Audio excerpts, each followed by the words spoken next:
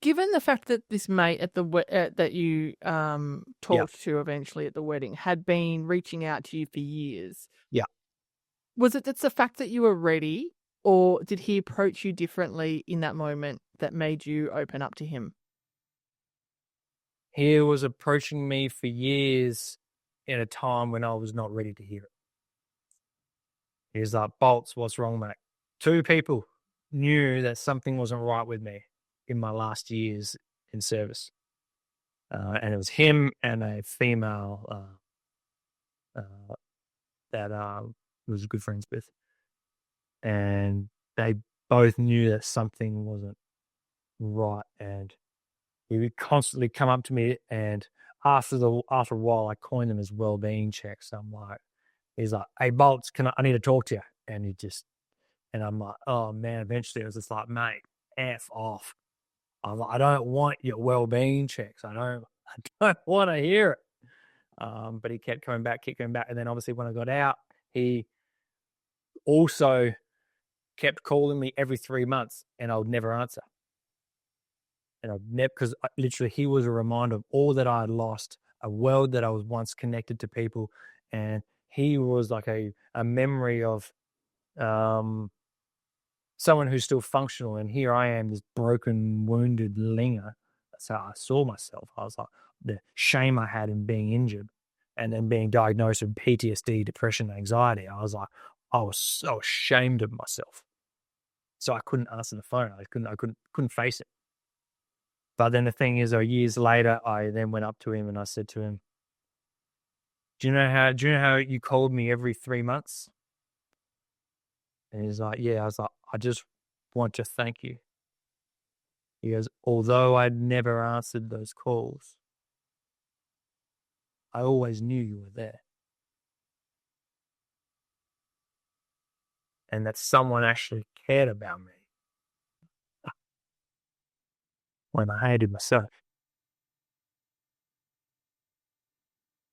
Oh, that one got me.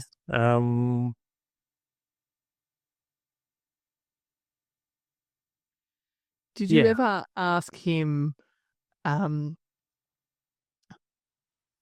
what made him continually reach out when you were blanking him?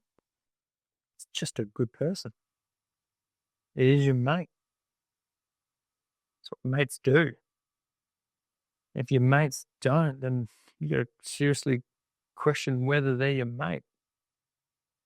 I'm like, if you have no one that you can reach out to, no one that you can speak to and share, and then you don't have the courage to share some of the darkest moments of your life, then I'm like,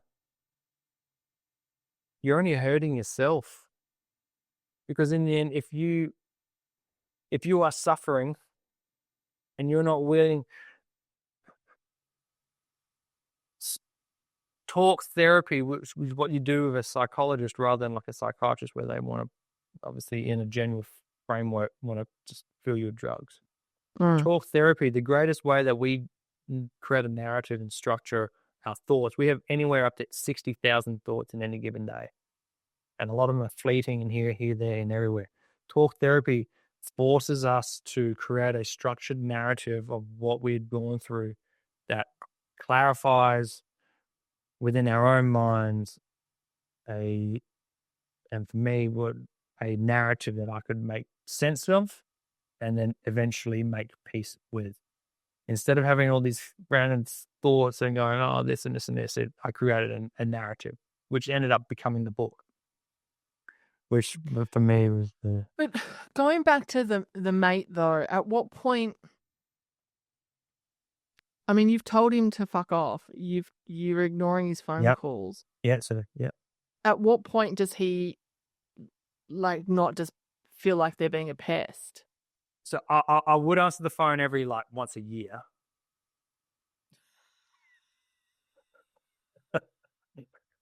But he knew. Because when I did answer, I told him, I'm like, I would share that I'm not good. Obviously, I told him about the PTSD diagnosis. I told him about the depression. I told him about this sort of stuff, and I told him, I was like, man, you're like a trigger for me of what what I'd lost. I told him this stuff. So he knew that I wasn't screening his calls because I didn't want to talk to him. I was screening his calls because It I hurt. couldn't face him. Yeah, it hurt.